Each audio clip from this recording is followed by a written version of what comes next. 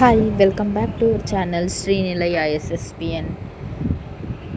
ಎಲ್ಲ ವಿಡಿಯೋ ಇಷ್ಟ ಆದರೆ ಲೈಕ್ ಆ್ಯಂಡ್ ಶೇರ್ ಮಾಡಿ, ದಯವಿಟ್ಟು ಸಪೋರ್ಟ್ ಮಾಡಿ ಫ್ರೆಂಡ್ಸ್.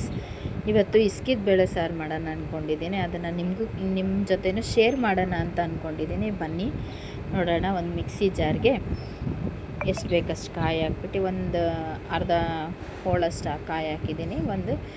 ಎರಡು ಈರುಳ್ಳಿ ಕೂಡ ಹಾಕಿದ್ದೀನಿ, ಸ್ವಲ್ಪ ಬೆಳ್ಳುಳ್ಳಿ, ಸ್ವಲ್ಪ ಶುಂಠಿ ಎಲ್ಲ ಕಟ್ ಮಾಡಿಬಿಟ್ಟು ಮಿಕ್ಸಿ ಜಾರಿಗೆ ಹಾಕ್ಕೊಬೇಕು. ಅದಾದಮೇಲೆ ಸ್ವಲ್ಪ ಕೊತ್ತಂಬರಿ ಸೊಪ್ಪಿದ್ರೆ ಕೊತ್ತಂಬರಿ ಸೊಪ್ಪು ಹಾಕ್ಕೊಳ್ರಿ. ಅದಾದಮೇಲೆ ಸ್ವಲ್ಪ ಅರಿಶಿನ ಪುಡಿ, ಕೊತ್ತಂಬರಿ ಸೊಪ್ಪು ಆಮೇಲೆ ಹಾಕ್ತೀನಿ ಅನಿಸುತ್ತೆ, ಅರಿಶಿನ ಪುಡಿ, ಸ್ವಲ್ಪ ಚಕ್ಕೆ ಲವಂಗ, ಸ್ವಲ್ಪ ಜೀರಿಗೆ, ಸ್ವಲ್ಪ ಮೆಣಸಿನ ಪುಡಿನೂ ಹಾಕ್ಕೊಳ್ರಿ, ಚೆನ್ನಾಗಿರುತ್ತೆ ಖಾರವಾಗಿ.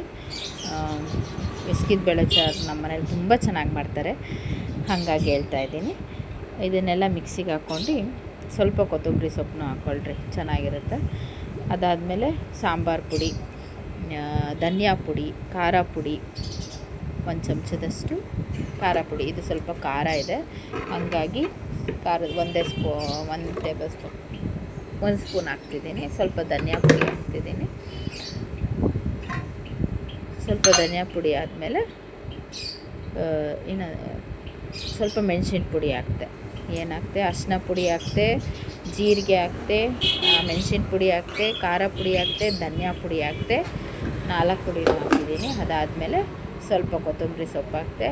ಅದಾದಮೇಲೆ 1 ಟೊಮೊಟೊ, ನಿಮ್ಗೆ ಎಷ್ಟು ಬೇಕಷ್ಟು ಹುಳಿಗೆ ಒಂದಾದರೆ ಒಂದು ಹಾಕ್ಕೊಳ್ರಿ, ಇಲ್ಲ 2 ಹಾಕಿದ್ರೆ ಹಾಕ್ರಿ. ಕೆಲವರು ಹುಣಸೆ ಹಾಕ್ತಾರೆ, ಹಾಕಲ್ಲ, ಹಾಗಾಗಿ ಅದನ್ನು ಮಿಕ್ಸಿ ಮಾಡ್ಕೊತಿದ್ದೀನಿ. ಹಾಕ್ಬಿಟ್ಟು ನುಣ್ಣಗೆ ಮಿಕ್ಸಿ ಮಾಡಿಕೊಂಡ್ರೆ ನೋಡಿ, ಕಲರ್ ನೋಡಿ ಎಷ್ಟು ಚೆನ್ನಾಗಿ ಬಂದಿದೆ, ತುಂಬ ಚೆನ್ನಾಗಿ ಕಾಣುತ್ತೆ.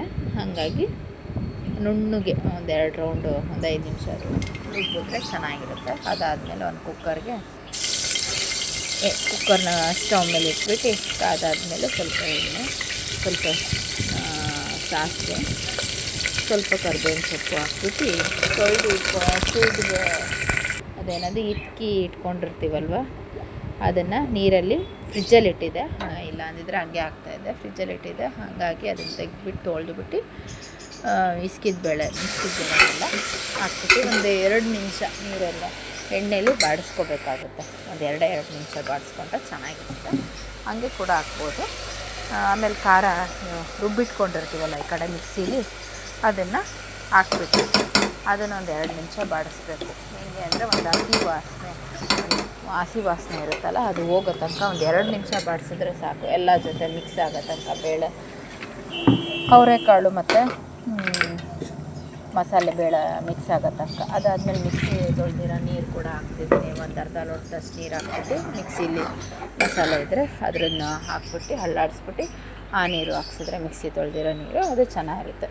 ಆಮೇಲೆ ರುಚಿಗೆ ತಕ್ಕಷ್ಟು ಕಲ್ಲುಪ್ಪು ಹಾಕ್ತಿದ್ದೀನಿ. ನೀವು ಬೇಕಾದ್ರೆ ಪುಡಿ ಉಪ್ಪು ಹಾಕ್ಕೊಳ್ರಿ.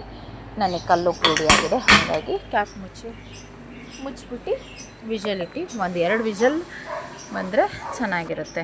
ಒಬ್ಬೊಬ್ಬರು ಒಂದು ವಿಷಲ್ಲು ಸಾಕಾಗುತ್ತೆ, 2 ವಿಷಲ್ಲು ಸಾಕಾಗುತ್ತೆ. ತೀರಾ 3 ವಿಷಲ್ ಮಾಡಿದ್ರೆ ನುಣ್ಣಗಾಗೋಗ್ಬಿಡುತ್ತೆ. ಒಂದೊಂದು ಥರ ಇರುತ್ತೆ. ಒಂದೇ ವಿಷಲ್ ಸಾಕು, ಇಲ್ಲ 2 ವಿಷಲ್ನ ನೋಡಿರಿ. ಒಂದು ವಿಷಲ್ ಆದಮೇಲೆ ನಾನು ತೋರಿಸ್ತಾಯಿದ್ದೀನಿ ಹೆಂಗೆ ಕಲರ್ ಬಂದಿದೆ, ಹೆಂಗೆ ಹೊಗೆ ಆಡ್ತಾಯಿದೆ ಅಂತೇಳಿ. ಸೂಪರಾಗಿರುತ್ತೆ. ಅನ್ನಕ್ಕೆ, ಚಪಾತಿ, ಪೂರಿಗೆ ಸೂಪರ್ ಕಾಂಬಿನೇಷನ್. ನಮ್ಮ ಮನೇಲಂತೂ ನಾವು ಸೀಸನ್ ಟೈಮಲ್ಲಿ ಯಾವಾಗಲೂ ಮಾಡ್ತಿರ್ತೀವಿ. ಪೂರಿ, ಚಪಾತಿ, ದೋಸೆ